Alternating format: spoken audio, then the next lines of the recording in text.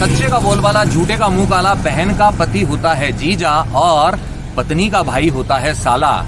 फिलहाल मैं इस ब्लॉग के अंदर जहां आ पहुंचा हूं दोस्तों, वह जगह है हिमाचल की विंटर कैपिटल धर्मशाला। मैं हूं मनीष, स्वागत करता हूं आपका एक और नए ब्लॉग के अंदर।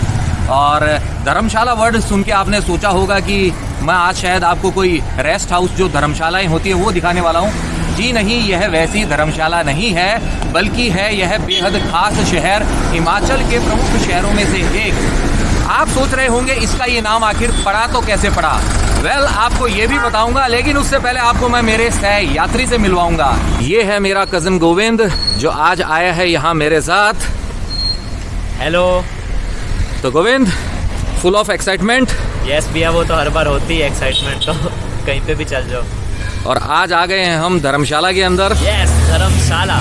वैसे तो हमने बहुत सारी धर्मशालाएं देखी है जब हम कहीं घूमने जाते हैं, लेकिन इस धर्मशाला की बात ही कुछ और है। या भैया, ऑफ कोर्स इस जगह की बात ही कुछ और है। बहुत अच्छा एनवायरनमेंट है यहाँ पे, और स्पेशली स्टेडियम देखने को मिलेगा। हाँ, और आज आपको वॉर मेमोरियल भी दिखाएंगे। मेमोरियल भी दिखाएंगे। और आप देख ही रहे हैं गोविंद के पीछे इन पहाड़ों को, देख रहे हैं आप, धौलाधार रेंज। अच्छे लग रहे हैं? बहुत मजे आ रहे हैं भैया पहाड़ों के बीच में। और आज कितने फोटोज क्लिक करेगा? आज देखते हैं, अभी आपको ही क्लिक करनी है साथ साथ। तो मेरी तो मैं ले लूंगा। मेरी भी क्लिक करेगा कि नहीं? हाँ हाँ, आपकी करूँगा ना, बिल्कुल। तो गोविंद से आपकी मुलाकात हो चुकी है। आज आपको यहाँ पर मैं जो कुछ खास जगह दिखाऊंगा उनमें है यहाँ का वॉर मेमोरियल, और साथ ही यहाँ पर जो स्टेडियम बना हुआ है HPCA वाला, जो आपने हो सकता है कई बार देखा भी हो। जिन्होंने नहीं देखा है वो आज देख लेंगे, और जिन्होंने देखा है वो एक बार फिर से देख लेंगे, है ना। ये सारी बातें मैं आपको बताऊं, वॉर मेमोरियल तक ले जाऊं, उससे पहले मैं बताना चाहूंगा आपको आखिर धर्मशाला का नाम धर्मशाला कैसे पड़ा। संक्षिप्त में बताऊंगा यहाँ का आपको इतिहास जो है बेहद खास। तो यह जो धर्मशाला है यह कांगड़ा जिले के अंदर पड़ता है, और जो कांगड़ा शहर है उससे इसकी दूरी है 16 किलोमीटर। अंग्रेजों की इस एरिया में एंट्री होने से पहले इस क्षेत्र में, ये जो कांगड़ा का क्षेत्र है जिसमें धर्मशाला भी है, यहाँ पे शासन होता था कटोच राजवंश का। जी हाँ, इस कटोच राजवंश ने इस क्षेत्र पर शासन किया था लगभग 100-200 नहीं बल्कि 2000 साल तक, क्योंकि इनका जो संबंध है महाभारत कालीन जो त्रिगर्त साम्राज्य है उससे है। आज के समय के अंदर यहाँ पर कटोच राजवंश का शासन नहीं है, क्योंकि अंग्रेजों के जाने के बाद में भारत जो है आज़ाद हो गया था, और एक कहते हैं ना लोकतांत्रिक देश बन गया था। जो राजशाही थी वो खत्म हो गई थी, लेकिन फिर भी जो कटोच राजवंश है उसके जो वंशज हैं वो आज भी यहाँ पर एक निवास स्थान उनका है धर्मशाला के अंदर, जो कहलाता है क्लाउड्स एंड विला। तो कटोच राजवंश के बारे में आपको थोड़ी सी इन्फॉर्मेशन दे दी है। अब बताता हूँ आपको 1810 के अंदर हुई थी एक महत्वपूर्ण घटना, उसके बारे में, और वो थी ज्वालामुखी की संधि। और यह संधि हुई थी यहाँ के उस समय के कटोच शासक संसार सिंह और जो सिख महाराजा थे महाराजा रणजीत सिंह, उनके बीच के अंदर। और इस संधि के द्वारा जो चीज़ लागू की गई थी वो ये थी कि जो संसार सिंह पहले यहाँ के शासक हुआ करते थे वो बाद में बन गए थे महाराजा रणजीत सिंह के जागीरदार, और उनकी मृत्यु के बाद में यहाँ पर महाराजा रणजीत सिंह ने अधिकार कर लिया था। तो इस तरीके से यह जो कांगड़ा क्षेत्र था, जो धर्मशाला वाला क्षेत्र है, इसके ऊपर अधिकार हो गया था सिखों का। और सिखों के बाद में एंट्री होती है यहाँ पर अंग्रेजों की। तो अंग्रेजों का इस क्षेत्र पर कब्जा हुआ था, वह सन था 1848 और 1849, यानी कि 1849 के अंदर उन्होंने इस क्षेत्र के अंदर छावनी की स्थापना के लिए धौलाधार का ये जो ढलान वाला क्षेत्र था, जिस स्थान का चयन किया था वह था धर्मशाला वाला क्षेत्र। जी हाँ, इसी क्षेत्र को उन्होंने चुना था। और उस समय यहाँ पर हुआ करती थी एक छोटी सी धर्मशाला। जी हाँ, जो तीर्थयात्री जाते हैं ना, हिंदू तीर्थयात्रियों के लिए एक धर्मशाला यहाँ पे हुआ करती थी। तो जब छावनी का निर्माण यहाँ पे किया गया तब इस क्षेत्र का नाम उन्होंने धर्मशाला ही रखा। छावनी यहाँ बन चुकी थी, बच चुके थे यहाँ पर सैनिक। तब जो सिविल अथॉरिटीज़ थी, यहाँ के ठंडे मौसम और सुंदर नज़ारों को देख के उनका मन भी ललचाया, और उन्होंने छावनी के आसपास के जो क्षेत्र थे उसमें बना लिए अपने अपने घर। तो इस तरीके से धीरे धीरे यहाँ पर लोगों की बसावट होने लग गई थी। अंग्रेजों ने जब यहाँ पर छावनी बनाने का निर्णय लिया था, उस वक्त इस क्षेत्र के अंदर रहा करती थी यहाँ की जनजाति जिसे कहा जाता था गद्दी। जी हाँ, गद्दी लोग जो होते थे वो बेसिकली होते थे पशुपालक। पशुओं के साथ जीवन यापन किया करते थे, चराते थे और इधर उधर वो रहा करते थे। अंग्रेजों की वजह से उन्हें यहाँ से जाना पड़ा था। तो इस तरीके से यहाँ पर छावनी बनने के बाद में सिविल अथॉरिटीज़ ने घर बना लिए थे और जो 1855 का जो साल था उसके अंदर धर्मशाला को कांगड़ा जिले का हेडक्वार्टर घोषित कर दिया गया था ऑफिशियली। इसके बाद में 1860 के अंदर जो 66th गोरखा लाइट इन्फेंट्री थी उसे कांगड़ा से शिफ्ट कर दिया गया था धर्मशाला के अंदर, और बाद में उसे दिया गया था एक नया नाम जो ऐतिहासिक नाम बन गया था फर्स्ट गोरखा राइफल्स। और धीरे धीरे जो है गोरखा पलटने हैं उनके 14 गांव जो है इस क्षेत्र के अंदर बसा दिए गए थे, और खास बात यह है कि वो 14 गांव आज भी विद्यमान है। गोरखा लोग जो है वो इस क्षेत्र में स्थित प्राचीन शिव मंदिर जिसे भागसू नाग मंदिर कहा जाता है उसमें शिवजी की उपासना किया करते थे।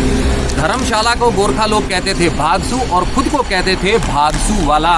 प्रथम और द्वितीय विश्व युद्ध के दौरान धर्मशाला की गोरखा रेजिमेंट ने अद्भुत वीरता का प्रदर्शन किया था और अपना नाम जो है इतिहास में दर्ज करा दिया था। 1863 के अंदर एक घटना घटी थी यहीं धर्मशाला के अंदर। उस समय के जो हमारे भारत के अंदर जो वायसरॉय थे लॉर्ड एल्गिन, उनकी हो जाती है मृत्यु फर्स्ट गोरखा राइफल्स का जो ऑफिसर्स मैस है उसके अंदर, और बाद में उनको दफनाया जाता है धर्मशाला और मैक्लोडगंज के बीच में जो एक स्थान है फॉर्सिथगंज, उसके अंदर मौजूद चर्च के अंदर, और उस चर्च का नाम है church of saint John in the wilderness. तो वहाँ पे दफनाए गए थे उस समय के वायसरॉय लॉर्ड एल्गिन। उस समय जो धर्मशाला है यह 2 भागों के अंदर विभक्त था। जो निचला भाग था वह कहलाता था लोअर धर्मशाला या मातृ धर्मशाला, जबकि ऊपरी भाग जो होता था वह कहलाता था अपर धर्मशाला, साथ ही वह कहलाता था मैक्लोडगंज भी। तो मैक्लोडगंज भी जो है यहाँ से ज़्यादा दूर नहीं है, वह भी आपको घुमाऊंगा, लेकिन इस व्लॉग के अंदर आपको धर्मशाला की ही सैर कराऊंगा। तो अब मैं बताना चाहूँगा आपको एक खास घटना जो इस क्षेत्र के अंदर घटित हुई थी, कांगड़ा क्षेत्र के अंदर। बहुत ही दुखदायी घटना थी, और वह घटना थी 1905 में आया हुआ भूकंप, जिसके अंदर यह कांगड़ा क्षेत्र जो है पूरी तरीके से तबाह हो गया था। धर्मशाला के अंदर भी जो बहुत भीषण तबाही हुई थी, और इस कांगड़ा क्षेत्र के अंदर उस भूकंप की वजह से लगभग 20,000 लोगों को अपनी जान से हाथ धोना पड़ा था। और इसके बाद में क्या हुआ था, अंग्रेज जो हैं वो इंडिया से चले गए थे टाटा बाय बाय करके। उनको मजबूर किया था ना आखिर हमारे फ्रीडम फाइटर्स ने। तो अंग्रेजों के जाने के बाद में फिर भारत जो हमारा लोकतांत्रिक देश बना था, इसी का हिस्सा हो गया था यह धर्मशाला। और आज जो है आप देख लीजिए हिमाचल के प्रमुख नगरों में से एक है। तो यह था धर्मशाला का संक्षिप्त इतिहास जो मैंने शेयर किया है खास आपके साथ। अब आपको दिखाऊंगा यहाँ के प्रमुख स्थान, और उन्हीं प्रमुख स्थानों में सबसे पहले जो स्थान मैं आपको दिखाना चाहूँगा वो है यहाँ स्थित वॉर मेमोरियल। जहाँ पर क्या है वो भी आपको बताता हूँ। यहाँ पर है हमारे वो वीर सैनिक जिन्होंने चीन और पाकिस्तान के साथ हुए युद्ध के अंदर अद्भुत वीरता का प्रदर्शन किया था और अपने प्राणों को न्यौछावर कर दिया था। उन्हीं की याद के अंदर है यह वॉर मेमोरियल। तो चलिए सबसे पहले चलते हैं वॉर मेमोरियल में और देखते हैं क्या क्या है वहाँ पर। तो गोविंद चल रहे हैं हम वॉर मेमोरियल की तरफ। कैसा फील हो रहा है? बहुत बढ़िया महसूस हो रहा है कि हमारे जो इंडियन फाइटर्स हैं उनकी वीरता को सलाम करने के लिए तो जाना ही पड़ेगा। चलो तो फिर ये देखिए यहाँ से दिखाई दे रहा है वॉर मेमोरियल का पिछला हिस्सा, प्रवेश द्वार है उस तरफ, तो हम भी वहीं जाएंगे। तो मित्रों पहुँच चुके हैं हम वॉर मेमोरियल के एंट्री गेट पर। तो ये है वॉर मेमोरियल का प्रवेश द्वार, इसी से हमें अंदर करना होगा प्रवेश। हमारे वीर जो जाबाज सैनिक हैं उनकी शहादत को नमन करने। ये देखिए अंदर आते ही हमें सबसे पहले दिखाई दे रहा है ये फाइटर प्लेन। तो चलिए सबसे पहले जाके लेते हैं यहाँ पे एंट्री टिकट जो है 20 रुपीज़ पर पर्सन। तो टिकट ले ली है। सबसे पहले मैं आपको दिखाना चाहूँगा यहाँ पर एंट्रेंस गेट के पास में रखी हुई एक विशेष गन, जी हाँ, जिसका प्रयोग करते थे हमारे वीर सोल्जर्स, ब्रेव सोल्जर्स। आइए, और ये है 25 पाउंडर आर्टिलरी गन। देखिए लग रही है ना जैसे तोप जैसे, लेकिन इस गन का नाम यही नाम है और इसी से हमारे सैनिकों ने दिखाई थी अभूतपूर्व वीरता। ये देखिए आप।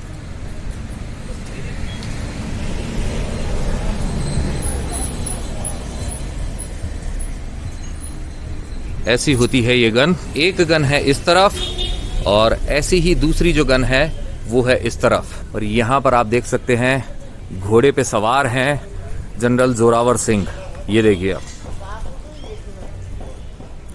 और आगे है एक टैंक और उसके ऊपर जो लिखी हुई है बात वो मुझे बचपन से ही बहुत अट्रैक्ट करती है, वीर भोग्या वसुंधरा। वसुंधरा यानी कि धरती, ये जो धरती माता है हमारी, कि इस धरती पर शासन कौन करते हैं, इसका भोग कौन करते हैं, जो वीर होते हैं। इसीलिए लाइन यहाँ पे लिखी गई है, वीर भोग्या वसुंधरा। ये देखिए घोड़े पे सवार शानदार प्रतिमा है जनरल जोरावर सिंह जी की, ये देखिए आप। यहाँ पर जनरल जोरावर सिंह जो हैं इनके बारे में जानकारी दी गई है। इसके अनुसार जनरल जोरावर सिंह का जन्म 13 अप्रैल 1786 में बिलासपुर जिले के कहलूर गांव के एक राजपूत परिवार के अंदर हुआ था। जनरल जोरावर सिंह जो है भारतीय सैन्य पुनर्जागरण के प्रतीक हैं। इन्होंने 1840 के अंदर 15,000 जो डोगरा सैनिक थे उनके साथ में आक्रमण किया था लद्दाख और बाल्टिस्तान तक, और मानसरोवर झील तक का जो 700 किलोमीटर का क्षेत्र था उस पर अपना अधिकार कर लिया था। इतनी वीरता का प्रदर्शन किया था जनरल जोरावर सिंह जी ने। अत्यधिक ऊंचाई वाले युद्ध क्षेत्र में अत्यंत वीरता का प्रदर्शन करते हुए विजयश्री हासिल करने के कारण इनको जो हमारे मेन जो वीर योद्धा माने जाते हैं उनकी श्रेणी की जो अग्रिम पंक्ति होती है उसके अंदर शुमार किया जाता है। और इसी वजह से, इनके अद्भुत पराक्रम की वजह से इन्हें कहा जाता है भारत का लिटिल नेपोलियन। 1841 के अंदर 5,000 सैनिकों के साथ में जनरल जोरावर सिंह दाखिल हुए थे पश्चिमी तिब्बत के अंदर, जो ऊंचाई वाला स्थान है, अत्यंत दुर्गम स्थान है, जहां पे तापमान सामान्यतः रहता है -40 डिग्री सेंटीग्रेड तक।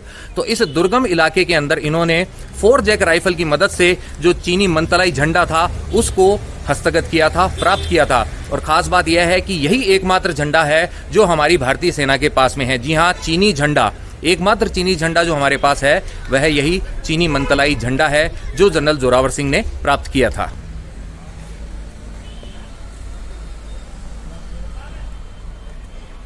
और इस टैंक का सामने वाला हिस्सा आप देख रहे हैं और इस पर लिखा हुआ है जोरावर। जो हमारे जनरल जोरावर सिंह जी हैं उनके नाम पर ही जोरावर कहलाता है। ये देखिए आप, है ना शानदार टैंक। वैसे तो जो हमारी हिंदी फिल्में हैं, जो वॉर मूवीज हैं, उन्हीं के अंदर हमने टैंक्स को देखा था बचपन के अंदर, मैंने और मेरे भाई अभिषेक ने। लेकिन उसके बाद में जैसे ही मैं लोंगेवाला गया था वहाँ भी मैंने टैंक्स को एकदम पास में देखा था और जो सारी वीर गाथाएं थी आपके साथ में वहाँ उस ब्लॉग के अंदर शेयर की थी। और आज आप देखेंगे मेरे साथ यहाँ का ये वॉर मेमोरियल। गोविंद, हिस्ट्री जान के अच्छा लग रहा है? हाँ भैया, बहुत अच्छा लग रहा है। मतलब इंडियन सोल्जर की बात आते ही ना मन के अंदर एकदम से मतलब एनर्जी कहाँ से जोश आता है, जोश। आता है। जोरावर टैंक देख चुके हैं, अब चलते हैं इस तरफ। यहाँ भी मुझे कुछ खास दिखाई दे रहा है, लेकिन क्या है वो पास जाने पे ही पता चलेगा। ये देखिए, बहुत बढ़िया एक हमारे वीर जवानों का आप कह सकते हैं वॉल पेंटिंग कहूँ या इसके ऊपर शिल्प भी है, तो वॉल स्कल्पचर जो है ये दिखाई दे रहा है। आइए, ये देखिए हमारा फाइटर प्लेन, नीचे जो है ये INS विक्रांत जैसे ही है हमारा युद्धपोत। यहाँ पर है हमारे वीर सैनिक जो हिमालय की चोटियों के बीच में हमारे तिरंगे को थामे हुए बिल्कुल। और इस तरफ आप देख सकते हैं एक हेलीकॉप्टर और नीचे है ये टैंक। हमारे सैनिक हमारे लिए कितना कष्ट उठाते हैं, कैसे दुर्गम इलाकों में रहते हैं देश की रक्षा के लिए, इसका हम सिर्फ अनुमान लगा सकते हैं। खैर, अनुमान भी हम पूरी तरीके से नहीं लगा सकते, क्योंकि अनुमान तब लगाएंगे जब हमने वैसा कष्ट सहा हो। तो यह हमारे अनुमान से बाहर की बात है, जो कष्ट हमारे वीर सैनिक उठाते हैं हमारे देश की रक्षा के लिए। हमारे देश की सीमा तभी सुरक्षित है जब तक हमारे सैनिक वहाँ पे डटे हुए हैं वीरता के साथ। तो बहुत ही खूबसूरत वॉल पेंटिंग बनाई गई है। इसको देख के बस मैं कहना कुछ नहीं चाहूँगा, एक ही चीज़ करना चाहूँगा और वो है जय हिंद। तो अब मैं आपको दिखाता हूँ वॉल स्कल्पचर के बाद में एक और खास चीज़, जो है एक मिनी सबमरीन, जिसके अंदर हमारे सिर्फ एक वीर जांबाज सैनिक जो है वही बैठ पाते थे। ये है सबमरीन का पिछला भाग, ये देख सकते हैं आप। यहाँ पर ये पंखा है और जहाँ गोविंद देख रहा है वो स्थान इस तरीके से होता था, ये स्पेस होता था, देखिए आप। और वो जो आप एरिया देख रहे हैं वहाँ पे बैठते थे हमारे वीर सैनिक जो इसे चलाते थे, ये देखिए। तो गोविंद, कैसा लग रहा है ये सबमरीन देखकर? भैया बहुत ही प्राउड फील हो रहा है, बढ़िया फील हो रहा है। और जैसे कि इतने से स्पेस में सिर्फ एक सोल्जर कंट्रोल करते हैं पूरी, मतलब नीचे पानी में कोई साथ में भी नहीं होता है, साथ में भी नहीं होता। और इधर पैर रखने की भी जगह नहीं है, मतलब इतना ज्यादा स्पेस नहीं है, बहुत कम स्पेस है। ये देखिए, इससे हम खोल नहीं सकते हैं इससे आगे, लेकिन ये कुछ ऐसी है। यहां से दिखाता हूं मैं आपको। ये देखिए, अंदर से ये कुछ ऐसी है। तो अब जरा सामने से हम चलते हैं पीछे वाले हिस्से तक। ये देखिए आप, ऐसी दिखती है ये मिनी सबमरीन।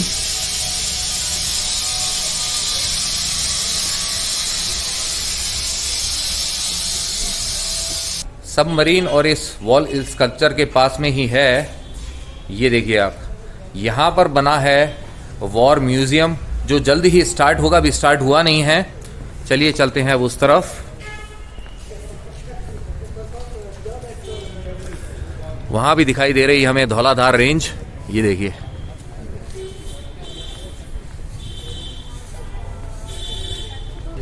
चलिए अब देखिए आप, ये हमारा फाइटर प्लेन देख रहे हैं आप, ठीक नीचे हैं हम इसके। यहाँ पे दी गई है इसके बारे में इंफॉर्मेशन, आप देख सकते हैं। तो ये जो आप हमारा फाइटर प्लेन देख रहे हैं, इसे बोलते हैं GN80 नेट। और क्या है इसकी खासियत, आपको अभी बताता हूँ। इसकी खासियत यह है कि यह उड़ सकता है 1120 किलोमीटर प्रति घंटा की रफ्तार से, और यह उड़ सकता है 20,000 फीट की ऊंचाई पर। इतनी ऊंचाई तक यह जा सकता है, और जो डिस्टेंस यह कवर कर सकता है, इसकी जो क्षमता है वह है 800 किलोमीटर। और ये जो नेट है, यह एक compact swept wing subsonic fighter aircraft है। तो ये जो नेट है, इसका प्रयोग किया गया था पाकिस्तान के साथ में जो हमारी दो लड़ाइयाँ हुई थी 1965 और 1971 की, उसके अंदर इसका प्रयोग किया गया था हमारी IAF द्वारा। और यह जो पाकिस्तान का सेबर एयरक्राफ्ट था, उसके अगेंस्ट इतना सक्सेसफुल रहा था कि इसे निक नेम दिया गया था सेबर स्लेयर। जी हाँ, सेबर स्लेयर इसलिए कहा गया क्योंकि इसने पाकिस्तान का जो सेबर प्लेन था उसके छक्के छुड़ा दिए थे। हमारे देश के जो वीर पायलट थे निर्मलजीत सिंह जी सेखो, उनको अद्भुत वीरता का प्रदर्शन करने के लिए मरणोपरांत सम्मानित किया गया था परमवीर चक्र से। जी हाँ, जो सबसे सर्वोच्च सम्मान है जो किसी भी सैनिक के लिए हासिल करना गर्व की बात होती है, वह दिया गया था निर्मलजीत सिंह जी सेखों को। और वह एकमात्र हमारे IAF पर्सनल हैं जिन्हें यह सम्मान दिया गया था। बहुत ही शानदार लग रहा है भैया ये एयरक्राफ्ट को देख के। और जैसा कि बताया कि पाकिस्तान के साथ 2 वॉर हुए थे, जो उसमें भी इसका बहुत बढ़िया रोल था, बहुत ही इम्पोर्टेंट रोल प्ले कर रहा था ये। जैसी गर्व की अनुभूति मुझे लोंगेवाला में जाकर हुई थी, वैसी अनुभूति यहाँ इस वॉर मेमोरियल में आकर हुई है। क्योंकि मैंने इससे पहले जो नेट अभी आज देखा है, यह पहले नहीं देखा था, और सेबर स्लेयर यह कहलाता था। यह जानकर तो कहते हैं ना कि बहुत खुशी हो रही है। सामने की तरफ दिखाई दे रहा है पाकिस्तानी सेना का टैंक, जिस पर कब्जा किया था हमारी भारतीय सेना ने अद्भुत वीरता का प्रदर्शन करके। तो सामने है पाकिस्तान से जीता हुआ यह पाकिस्तानी टैंक, और इसके ऊपर हमारे ही देश का युवा वर्ग जो है फोटो सेशन करवा रहा है। यह टैंक जो कहलाता था पैटर्न टैंक कहलाता था। ऐसे ही मैंने जो टैंक्स देखे थे वो देखे थे लोंगेवाला के अंदर, और आज देख रहा हूँ यहाँ इस वॉर मेमोरियल के अंदर धर्मशाला में। M47 पैटर्न टैंक है ये। इसकी ऑपरेशनल रेंज है 160 किलोमीटर, और इसकी जो मैक्सिमम स्पीड है वो है 48 किलोमीटर पर आवर, यानी कि 48 किलोमीटर प्रति घंटा की रफ्तार से अधिकतम गति हासिल कर सकता था यह पैटर्न टैंक। अब नहीं कर सकता है क्योंकि यह हमारे यहाँ पर खड़ा है हिंदुस्तान के अंदर, भारत के अंदर, धर्मशाला के इस वॉर मेमोरियल के अंदर। और अगर बात की जाए इसके वजन की, तो इसका वजन है लगभग 44.1 टन्स। इतना वजनी है यह टैंक। इंजन जो है 810 HP एयर कूल्ड है। हाँ भाई, आ रही है हमारे बॉर्डर वाले सनी देओल जी जैसी फीलिंग है? बिल्कुल भैया, बिल्कुल। तो ये जो आप देख रहे हैं मेन गन इस पैटर्न टैंक की, यह है 90 mm की, जो कि एक बार में कर सकती थी 71 राउंड्स ऑफ फायर।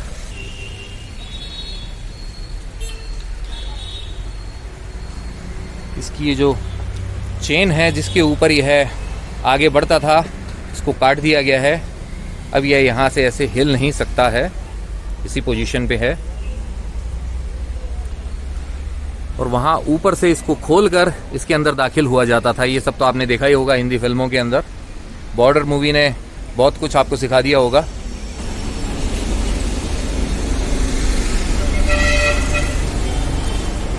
क्या देख रहा है? पंचर तो नहीं है? हैं? ये पंचर नहीं होते हैं। ये जो टैंक होते हैं न सिर्फ ये है पैटर्न टैंक, बल्कि हमारे भी जो अर्जुन टैंक हैं या दूसरे टैंक हैं, उनकी खासियत ये होती है कि ये जो उनके अंदर होती है ऐसी चेन, और इसी के ऊपर इनके जो पहिए हैं वो आगे बढ़ते हैं। तो इस चेन की मदद से जो रेतीला इलाका जो होता है, जहाँ पे हमारे पैर धंस जाते हैं, वहाँ पर भी यह सक्सेसफुली अच्छी गति के साथ में आगे बढ़ सकता है। तो रेगिस्तान के अंदर भी जो लड़ाइयाँ होती हैं, उसके अंदर जो टैंक है महत्वपूर्ण भूमिका निभाता रहा है। और ये है वॉर मेमोरियल का पीछे वाला हिस्सा। हरा भरा तो ये बहुत है, और ये है नज़ारा यहाँ से। उस तरफ है नेट, और वहीं से हम अंदर होंगे इस तरफ दाखिल। तो चलिए अब चलते हैं हम यहाँ से अंदर। कितने ऊंचे ऊंचे ये पाइन ट्रीज लगे हुए हैं यहाँ पर। हरियाली के बीच में है ये war memorial. India Pakistan war जो हुई थी दिसंबर 1971 के अंदर, मेजर होशियार सिंह जी की है यहाँ पे फोटो। उनके बाद में है फ्लाइंग ऑफिसर निर्मलजीत सिंह सेखों, और फिर हैं सेकंड लेफ्टिनेंट अरुण खेत्रपाल जी, और फिर हैं लांस नायक अल्बर्ट एक्का जी। यहाँ पे है हमारे कारगिल वॉर के हीरो। सबसे पहले हैं ग्रेनेडियर योगेंद्र सिंह यादव जी, बाद में हैं लेफ्टिनेंट मनोज कुमार पांडे जी, और यहाँ पे है कैप्टन विक्रम बत्रा जी। उनके बाद में है यहाँ पर RFN संजय कुमार जी। ये देखिए पूरा उचित रख रखाव रखा जाता है, इस तरीके से पौधों की केयर होती है, और तभी आप देखिए इतना हरा भरा और वेल मेंटेन्ड है हमारा ये वॉर मेमोरियल। देखिए इस तरफ, यहाँ भी देखिए आप, इस तरफ से आप देख सकते हैं हमारे नेट उर्फ सेबर स्लेयर को फिर से एक बार। वहाँ देखिए आप, पत्थरों से बनाया गया है हमारे महान भारत देश का नक्शा। वहाँ पर लिखे हुए हैं हमारे वीर सैनिकों के नाम, जिन्होंने अद्भुत शौर्य का प्रदर्शन किया था। तो सबसे पहले चलते हैं वहाँ। कितना साफ सुथरा है आप देखिए, है ना। यूं ऐसे घूमकर हमें जाना होगा। वो जो छोटा सा पुल बना हुआ है उसे पार करना होगा। पास से देख सकते हैं आप हमारे प्यारे भारत के नक्शे को। आ गया है ये पुल, छोटा सा पुल, इसे किया पार, और अब चढ़नी होगी थोड़ी सी सीढ़ियां। लीजिए पहुंच गए हैं हम यहाँ शहीद स्मारक पर। ये देखिए स्मारक के चारों तरफ यूं लगे हुए हैं गेंदे के फूल। कुमाऊं रेजिमेंट, गोरखा राइफल्स और डोगरा रेजिमेंट, ये जो हमारी रेजिमेंट्स हैं, इनके जो भी हमारे वीर सैनिक थे, इन्होंने जो शौर्य का प्रदर्शन किया था, अपने प्राण न्यौछावर किए थे देश की रक्षा के लिए, उन सभी के नाम यहाँ पर लिखे गए हैं, और उनके सम्मान में ही यह बनाया गया है स्मारक। तो जब भी आप यहाँ धर्मशाला मैक्लोडगंज की तरफ घूमने के लिए आते हैं, इस स्थान पर आना बिल्कुल मत भूलिएगा। हमारे जीवन में से हमें थोड़ा सा समय निकालना चाहिए, और हमारे सैनिकों का ये जो है ना स्मारक, इसको उचित सम्मान देना चाहिए। मैं यही चाहूँगा थोड़ा वक्त आप यहाँ आइए, अपने बच्चों को भी बताइए, ताकि उनकी नॉलेज में भी वृद्धि हो, वो भी जाने कि हमारे जो वीर सैनिक हैं हमारे लिए क्या क्या करते हैं। ये देखिए द फॉलन सोल्जर। यहाँ पर जो नाम लिखे गए हैं वो हैं ऑपरेशन रक्षक जो था, गोरखा रेजिमेंट के जो सैनिक थे जिन्होंने अद्भुत शौर्य का प्रदर्शन किया था, उन सभी के नाम। ये देखिए वहाँ पर जो लाइन लिखी गई है उसको पढ़ने में ही मेरे रोंगटे खड़े होते हैं। और वो बात है कि सर कट गए हमारे तो कोई गम नहीं, सर कट गए हमारे तो कोई गम नहीं, सर हिमालय का ना हमने झुकने दिया। और हमारे वीर सैनिकों ने बिल्कुल ऐसा ही किया, अपने प्राण न्यौछावर कर दिए, लेकिन हमारी भारत भूमि का जो है मान अपने बलिदान से बढ़ाया है, रक्षा की है हमारी आज़ादी की। और यहाँ स्मारक के बिल्कुल ठीक आगे है ये NSP 75 mm RCL गन। ये देखिए आप, और बिल्कुल ऐसी ही एक और गन है इस तरफ। ये देखिए शहीद स्मारक के लेफ्ट हैंड साइड में है ये अमर जवान ज्योति। ये देखिए ये जो हमारे कैप्टन सुमित वैद थे, उनकी मेमोरी में है यह स्मारक। यहाँ पीछे की तरफ है और हमारे वीर सैनिकों के नाम। इतने सारे नाम आप ऐसे लॉग में नहीं देख पाएंगे। आपको जो भी इन्फॉर्मेशन लेनी है उसके लिए आपको यहीं पर आना होगा। जैसा कि यहाँ पर लिखा हुआ है, ये जो ब्लू है एरिया, इसके अंदर हम नहीं जा सकते हैं, तो इससे ज़्यादा क्लियर मैं आपको नहीं दिखा पाऊँगा ये सारे नाम। लेकिन इतने सारे हमारे वीर सैनिकों के नाम हैं जिन्होंने अपना बलिदान दिया, तो आप अंदाज़ा लगा सकते हैं हम भारतीयों के अंदर क्या जज्बा है हमारे देश की रक्षा का, हमारी इस आज़ादी की हिफाजत का। और ये देखिए आप, यहाँ पर पीछे एक घाटी जैसा एरिया है वॉर मेमोरियल के पीछे की तरफ, और यहाँ पर है फाउंटेन्स जो अभी फ़िलहाल बंद है। ये देखिए आप, वहाँ से हम एंटर हुए थे, वो है प्रवेश द्वार। वहाँ पर है हमारा सेबर स्लेयर नेट, उस तरफ है पाकिस्तानी पैटर्न टैंक, और वहाँ पे जल्दी ही स्टार्ट होगा हमारा वॉर म्यूज़ियम। फ़िलहाल हम नहीं देख सकते हैं क्योंकि अभी खुला नहीं है। और इस अमर जवान ज्योति के बाद में है यहाँ पर, ये देखिए आप, एक जो युद्ध पोत है उसका मॉडल है ये।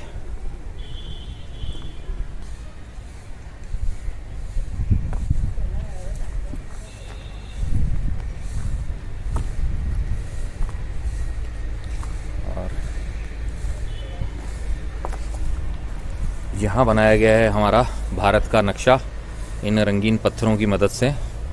ये देखिए आप, सफाई की बहुत अच्छी व्यवस्था है यहाँ पर।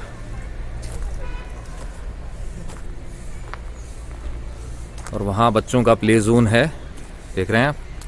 लगभग 20 वर्षों तक हिमाचल प्रदेश की जो राज्य सरकार है उसने इसकी देखभाल की थी 1979 से 2001 तक। उसके बाद में एक एनजीओ द्वारा इसका रख रखाव किया जाता है। कहना यही चाहूँगा कि राज्य सरकार ने जो है पल्ला झाड़ लिया है और एक एनजीओ को इसकी जिम्मेदारी दे दी है, जबकि राज्य सरकार की जिम्मेदारी होनी चाहिए मेरे हिसाब से। ये मेरा ओपिनियन है, मेरा मानना है। और मेरी यहाँ पे जो बात हुई है उससे मुझे पता चला है इस एनजीओ को रन करने वाले जो लोग हैं उनमें ज़्यादातर लोग जो हैं वो रिटायर्ड हैं, सिविल सर्विसेज से भी है, आर्मी से रिटायर्ड भी हैं, और बाकी जो अदर वर्क्स होते हैं उनसे रिटायरमेंट जिन्होंने ले लिया है, यानी कि अपनी सारी जिम्मेदारियां जो थी उनका निर्वाह कर लिया था और बाद में जुट गए हैं इस काम के अंदर। तो मुझे पता चला है कि उनकी काफ़ी कुछ प्लानिंग है इसको और डेवलप करने की, और साथ ही इसका जो मेंटेनेंस है उसके लिए भी पैसा रिक्वायर्ड होता है। राज्य सरकार से उनको सहयोग नहीं मिल रहा है, सब कुछ उन्हें खुद ही करना पड़ता है। तो मेरी आपसे यही रिक्वेस्ट है कि आप यहाँ पर आइए और अपना सहयोग दीजिए। अगर आप यहाँ आ नहीं सकते हैं सहयोग देने के लिए, तो मैं आपको बता रहा हूँ उनकी ये जो डिटेल्स है, इस डिटेल्स पर जाकर आप अपना कॉन्ट्रीब्यूशन दे सकते हैं हमारे इन वीर सैनिकों के स्मारक के लिए। जी हाँ, आपके मन में भी एक अच्छी फीलिंग आएगी। मैं अपना जो है सहयोग वो कर रहा हूँ, आपसे भी उम्मीद है कि आप भी अपनी तरफ से जितना हो सकता है वो सहयोग करें। और सिर्फ पैसे से ही नहीं, सिर्फ पैसा तो आप दे ही देंगे, उसके बाद में आपको यहाँ पर आना भी चाहिए। आप जब भी यहाँ घूमने के लिए आते हैं धर्मशाला में, आपको यहाँ पर आना चाहिए, अपना वक्त देना चाहिए, और यही एक सच्ची श्रद्धांजलि है हमारे वीर सैनिकों के बलिदान के लिए। तो वॉर मेमोरियल जो है आप देख चुके हैं, इसके बारे में जान चुके हैं। अब यहाँ से चलते हैं एक और दूसरे खास स्थान पर, जो है HPCA क्रिकेट स्टेडियम। लेकिन वहां जाने से पहले मैं बताना चाहूंगा आपको यहाँ पर स्थित एक और इम्पोर्टेंट प्लेस के बारे में, जहां फिलहाल हम नहीं जा सकते हैं बिकॉज ऑफ कोरोना। उसे बंद कर दिया गया है, विजिटर्स की एंट्री नहीं है। लेकिन जब कोरोना हट जाए तब तो आप यहाँ पे आ सकते हैं ना। तो वो जो जगह है जहां हम नहीं जा पा रहे हैं उसका नाम है ग्यूटो मोनेस्ट्री, जो यहाँ से धर्मशाला से 8 किलोमीटर की दूरी पर स्थित है, और दुनिया भर में जानी जाती है काले जादू और तंत्र साधना के लिए। जी हाँ, बहुत फेमस है यह।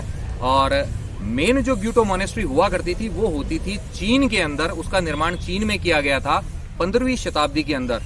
लेकिन 20वीं शताब्दी के अंदर चाइना ने अटैक किया तिब्बत के ऊपर, और जो बौद्ध भिक्षुक हैं उनको वहां से भागकर आना पड़ा यहाँ भारत के अंदर, और उन्होंने धर्मशाला में स्थापना की ग्यूटो मोनेस्ट्री की, जहां हम आज नहीं जा पा रहे हैं। अब यहाँ से चलते हैं सीधा HPCA क्रिकेट स्टेडियम में, आइए मेरे साथ।